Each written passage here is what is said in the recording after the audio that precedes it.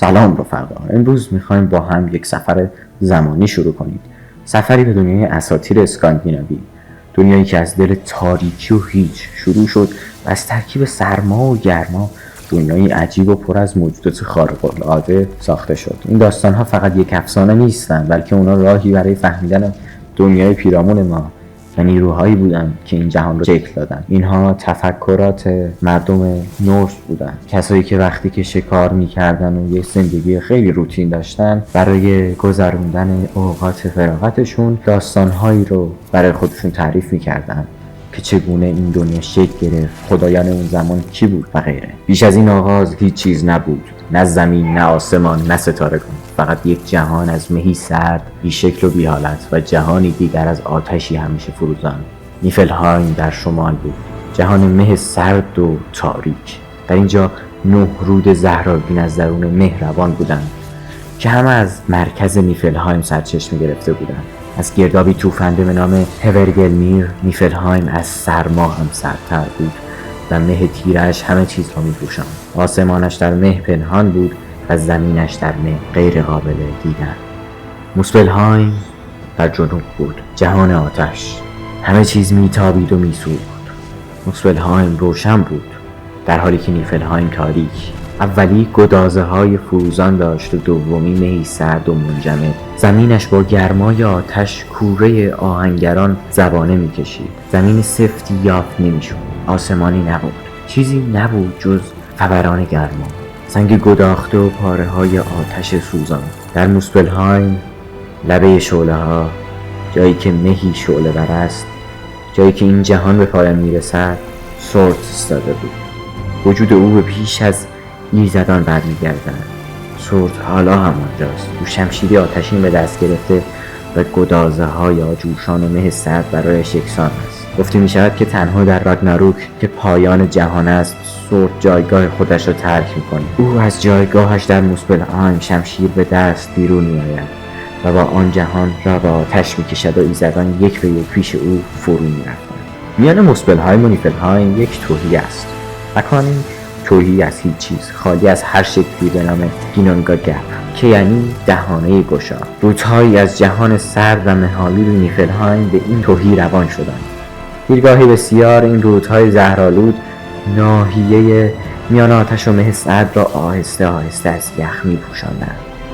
یخ‌های جهان شمالی در مهی منجمد و تکه‌های تگرگ پوشیده بودند، ولی در آن هنگام که یخ‌ها به سرزمین آتش می‌رسیدند، شعله و زبانه‌های آتش موسپلهایم آنها را ذوب کرد و بادهای گرم سرزمین آتش هوای آنجا را به دلپذیری هوای یک روز بهاری کرد. هنگامی که آتش و یخ به هم رسیدند، یخ‌ها ذوب شدند و زندگی پیدا شد.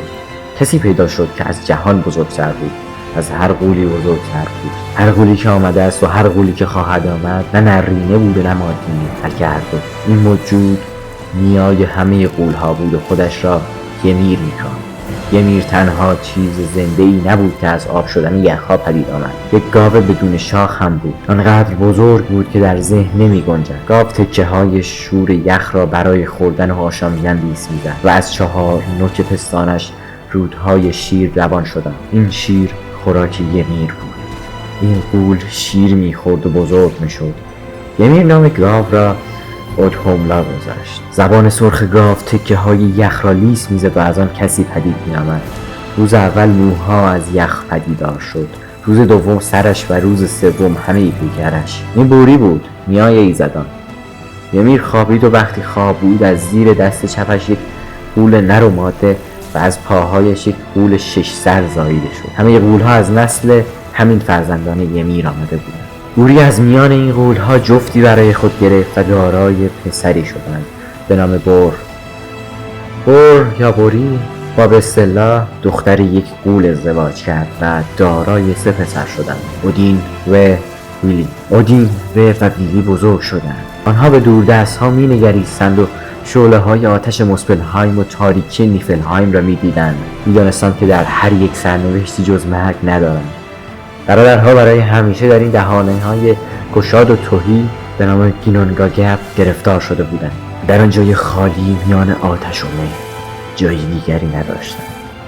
دریا نبود، شن نبود، نه علف بود و نه سنگ، نه خاک، نه درخت، نه آسمان و نه ستاره. جهانی نبود. در آن هنگام نه آسمان بود و نه زمین. تنها یک جهان خالی بود که انتظار می‌کشید تا از زندگی و زندگان پر شود. اکنون هنگام آفرینش همه چیز بود.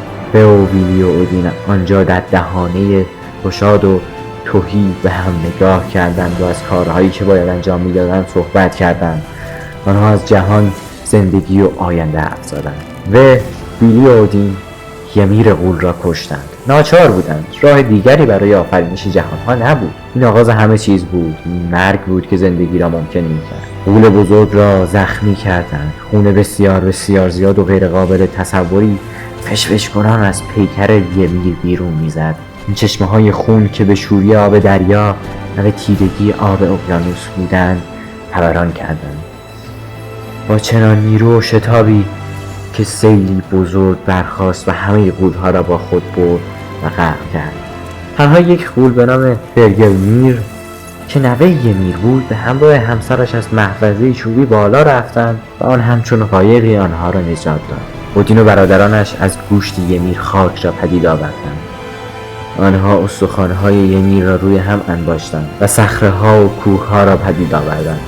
این سنگ و ریگ‌ها، این شن و ماسه هایی که می‌بینید همه دندان‌های ymir و استخوان‌های او بودند که در نبرد با ویلی و اودین خرد و شکسته شدند.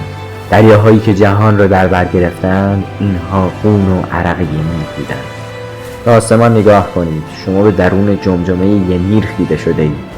این ستاره ها و سیاره هایی که در شب می‌بینید آن ستاره های دنبال دار و شهاب ها همگی جرقه هایی از موسپلهایم هستند. ابرهایی که روزها می‌بینید چه؟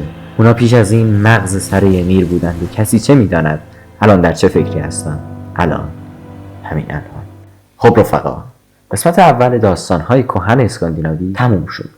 متاسفانه قسمت اول کوتاه بود. اگر بازخورد خوبی بگیره حتما ما این سری داستانا رو ادامه میدیم و قطعاً یکی از غنی‌ترین داستان‌های اساطیر گذشته و کهن اساطیر اسکاندیناویه.